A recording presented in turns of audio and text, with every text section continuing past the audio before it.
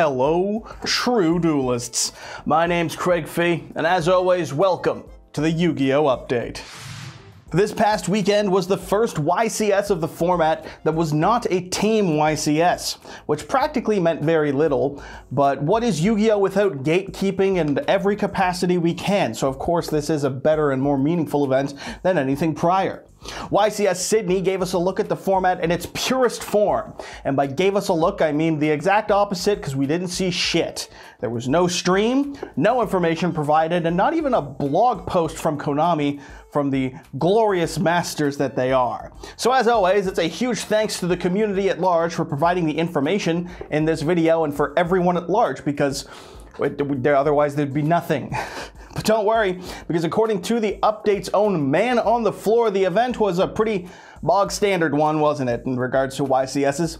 Take, for example, there were apparently just no public events on day 1, from what I was told. And the Winamats on day 2 had stopped by 2:30, because fuck you, I guess.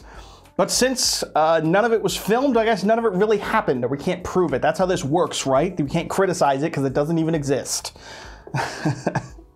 This was a 917 player event from what I've found, meaning it's a top 32 event. And top 32 was something wild from what I've been able to find.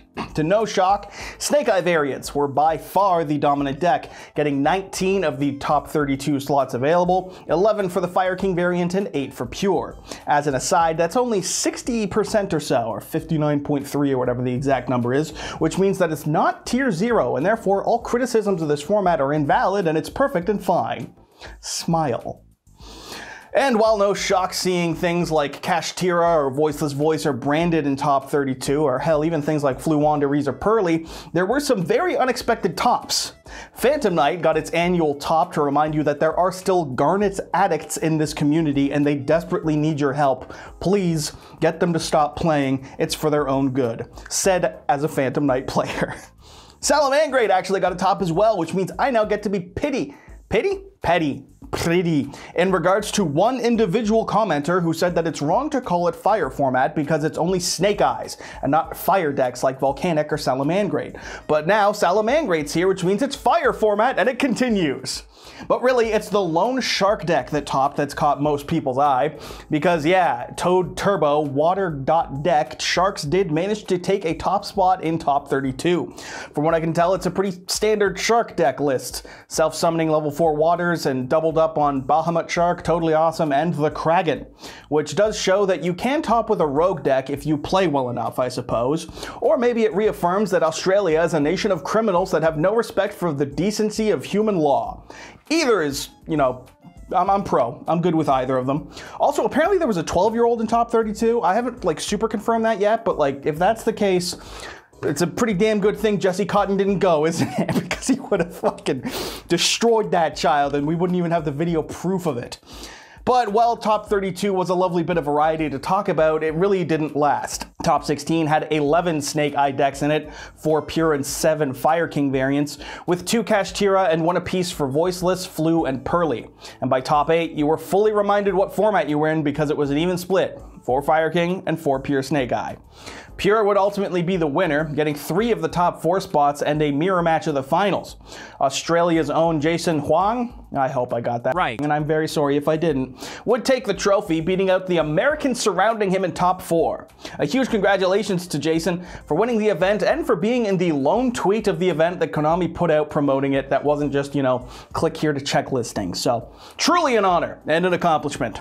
The next premier event won't be until the last weekend of this month on March 30th and 31st at YCS Medellin. Yeah, I definitely said that word, didn't I? In Colombia. So no holiday in Cambodia. That's right, that's a reference to an update from like a month ago or something. And if you don't get it, it's because you're not a true duelist. But there's an easy way to fix that though. Wink, wink.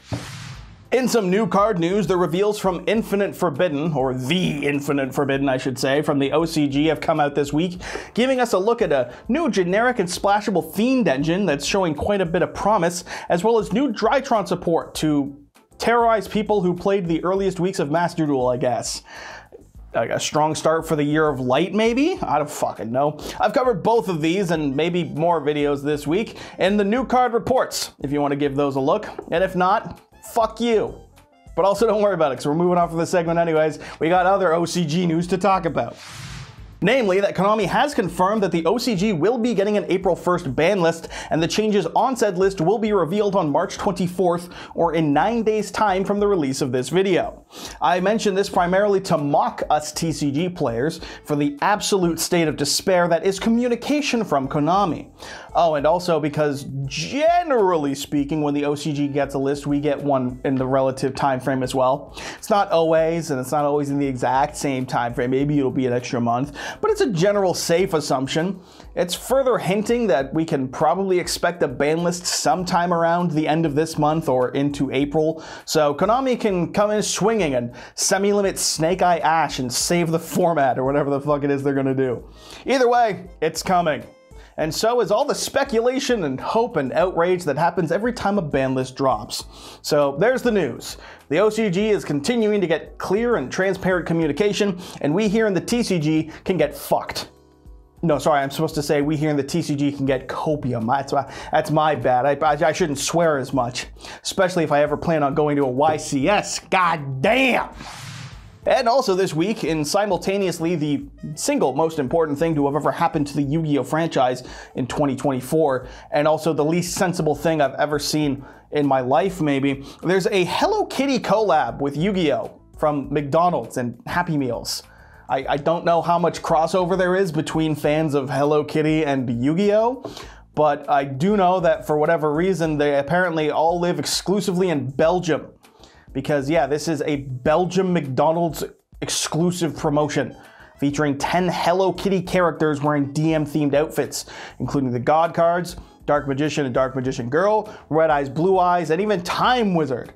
On, is that a seal? Seal Time on Hello Kitty? More like Hello Critters, am I right? The point is, for Europeans, it's been some tough times in the Yu-Gi-Oh world with absolutely nothing in terms of YCSs, so hopefully this will make up for that. And by Europeans, I of course mean Belgiumites. Belgiuminians? Lithium-like citizens. There we go. Does that make up for the lack of the events though, really? No, not at all. The EU is suffering, but that's a topic for another video. And that's all I've really got for you, so shoutouts this week go to the LIFD Magnetic Display for sponsoring my channel, the best way to support me currently, and the true duelist approved way to show off your favorite cards. Whether you want the single stand edition or the tri-set, whatever you're feeling, that's what I'm dealing with. Promo code YGOSTRATS15 for 15% off, whether you type it into the discount code at checkout or click the link in the description of this video. Thanks to LIFD for the support as always, and of course thank you for watching. And so that'll wrap it up for this week's update. As always, I've been your host, God I Need a Haircut Fee. I'll be back next week with some amount of videos and also the update. So if you were looking forward to that, go ahead and hit subscribe, because not only will you get those videos, but you'll be impressing your smoking Italian wife, and of course, you will immediately become a true duelist.